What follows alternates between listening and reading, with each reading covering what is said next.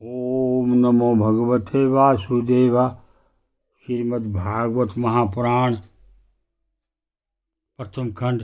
भगवान कृष्ण की जय हो। हे नारायण मेरे श्रोतागण, उनके माता पिता, उनके बच्चों, उनकी बहू बेटियां और उनके बुजुर्गों की रक्षा करना।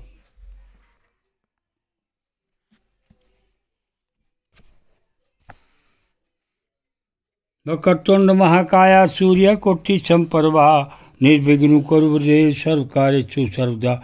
गणपति भगवान की जय। गुरुर् ब्रह्मा गुरुर् विष्णु गुरुर्देव महेश्वरा गुरुर् साक्षात् परब्रह्म तस्मै श्री गुरुवे नमः। ब्रह्मदेव भगवान की जय, विष्णु भगवान शंकर भगवान की जय। या देवी सर्वभूतेषु शक्ति रूपेण संस्था नमस्तस्यै नमस्तस्यै नमस्तस्यै नमो नमः। माँ भगवती रक्षा करना। कथा का पाठ 95।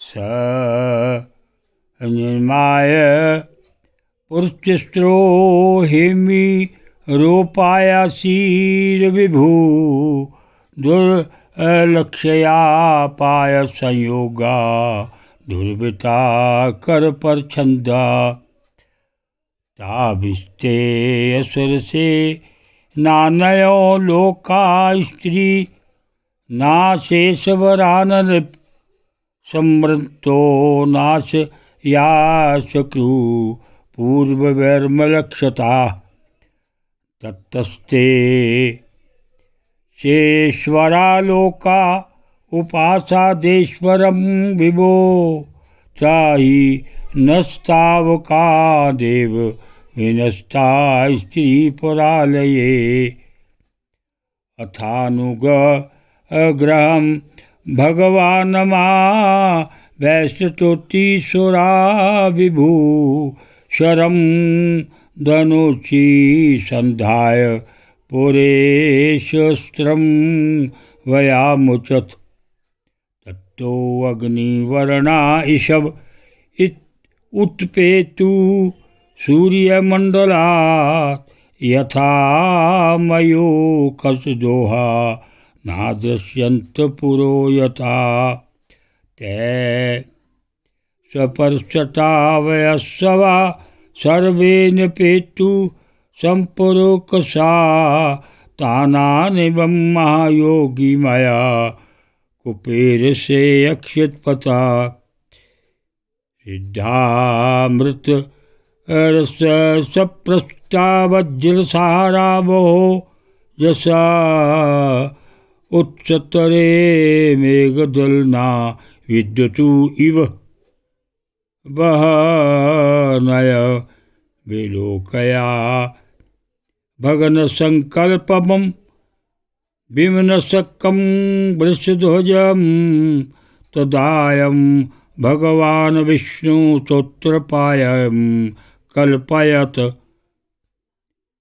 वत्स आसीत् तदा ब्रह्मा स्वयं विष्णुरयं हि गो प्रविश्यति पुरं काले रसकुपामृतं पपो।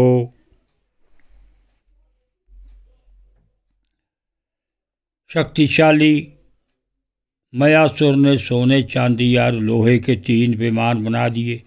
वे विमान क्या थे? 3 पुर ही थे। वे इतने विलक्षण थे कि उनका आना जाना जान नहीं पड़ता था। उनमें अपरिमित सामग्रियां भरी हुई थी। युधिष्ठिर दैत्य सेनापतियों के मन में तीनों लोक और लोकपतियों के प्रति भैरभाव तो था ही।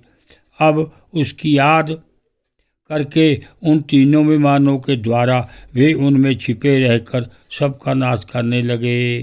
तब लोकपालों के साथ सारी प्रजा भगवान शंकर की शरण में गई और उससे प्रार्थना की, हे प्रभु, त्रिपुर में रहने वाले असुर हमारा नाश कर रहे हैं। हम आपके हैं, अतः देवादिदेव आप हमारी रक्षा कीजिए। उनकी प्रार्थना सुनकर भगवान शंकर ने कृपापूर्ण शब्दों में कहा, डरो मत। फिर उन्होंने अपने धनुष पर बाण चढ़ाकर तीनों पुरों पर छोड़ दिया। उनके उस बाण से सूर्यमंडल से निकलने वाली किरणों के समान अन्य बहुत से बाण निकले। उनमें से मानो आग की लपटें निकल रही थी। उनके कारण उन पुरों का दिखना बंद हो गया। उनके स्पर्श से सभी विमानवासी निष्प्राण होकर गिर पड़े। महामायावी मैं बहुत से उपाय जानता था। वह उन दैत्यों को उठा लाया और अपने बनाए हुए अमृत के कुएं में डाल दिया।